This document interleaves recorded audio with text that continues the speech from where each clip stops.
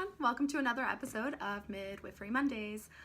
Today I was looking at my old post from 2 weeks ago and where I was describing my path to midwifery, and I noticed that I only briefly mentioned feminism, and I figured I should go ahead and expand on feminism only because it's super important to me. It's very integral to my identity and to my work as a student and future midwife. So let's talk about midwifery and feminism. But I gotta do a short disclaimer that not all midwives are feminists, and some may not even agree with what I have to say today. And that's okay, because your girl is a proud feminist, and this is my video.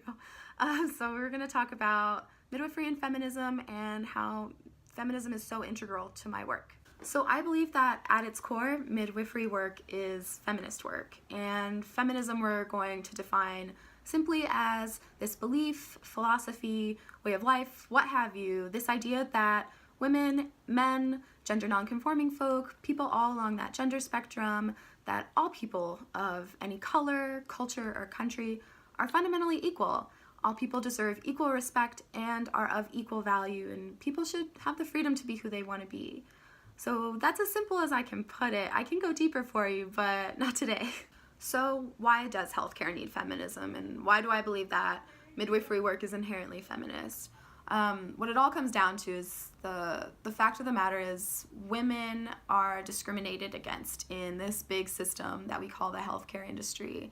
And this marginalization can take many forms, and I'm gonna throw a few examples out at you. So the first example, historically men and male bodies have been used as the standard or the universal patient, effectively neglecting the nuanced differences between male and female bodies and anatomy. So when learning about prevention, diagnosis, treatment, or about normal physiology or pathophysiology, scientists, researchers, and the medical community, would view health in terms of men and would exclude women from that conversation. In the past and today, women have been disproportionately excluded from research, from biomedical and toxicology research that really could help with our understanding of the differences between men's and women's health. Another example, there's this patriarchal trope of purity, kind of verging on sainthoodness, that is being pressed down on women, femininity, and womanhood, that has led to this sex-negative culture wherein if a woman doesn't align to these ideals of purity, she often gets shamed, catcalled, harassed, or even assaulted. And men aren't subject to the same level of scrutiny when it comes to their sex and sexuality. And this leads to issues not only with self-esteem and how we perceive ourselves, but it can have implications on physical health as well.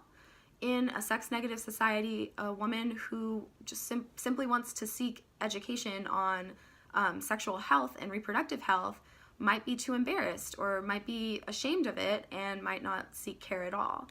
A girl who is curious about sex and contraception might be shamed by her peers simply for wanting to learn about birth control or condoms. In a sex-negative society, women can be shamed and coerced into silence and fear about being harassed or assaulted. So yeah, this purity ideal and myth really can be toxic for women, and it's critical that women know what's going on with their bodies, know how to take care of themselves, and know how to prevent diseases, especially when it comes to sexual and reproductive health. Another example of discrimination in healthcare, we got to talk about LGBT folk. So in particular, transgender individuals face many obstacles when it comes to seeking care and getting access to care, including outright discrimination and refusal to treat. There's also a lack of relevant clinical competence and cultural competence among providers. Some providers think that transgender patients don't need services like a pelvic exam or contraception services, and some providers think that treating a transgender patient is too complex for their practice. Either way, these assumptions and malinformed practices lead to significant disparities in health and outcomes among transgender patients. And then there's the big elephant in the room, maternal mortality. So despite spending the most money on healthcare, research, and technology, the US has the highest maternal mortality rate out of all other industrialized nations. Women in the US are dying in childbirth every year, and most of these deaths are entirely preventable. So why is this happening? It comes down to there being no good method to ensure good prenatal care.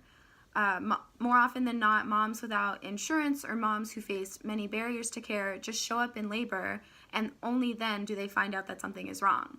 So it comes down to a lack of good primary and preventative care. It comes down to a lack of good postpartum care.